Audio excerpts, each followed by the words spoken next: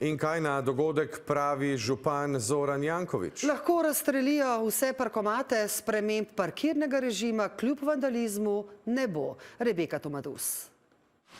Štepansko naselje okoli 1 ponoči. Slišim pok, pa čez minuto, 2 še en pok, pa še enkrat pok.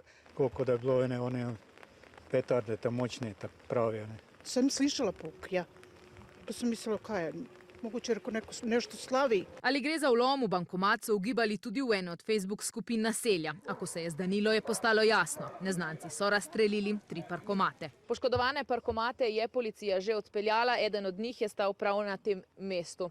Preiskava se nadaljuje, so sporočili iz policije in dodali, da je nastalo za nekaj tisočakov škode. Edino zjutraj, ko sem vstala ob 7, sem videla, da nalagajo. Da sem tole tablo pa kombi, da so šli. Zdaj na mestih parkomatov ostaja le nekaj kosov plastike, čipi, parkirni listki in nalepke. Župan dogodek ocenjuje za običajen vandalizem in ne kot protest proti parkirnemu režimu.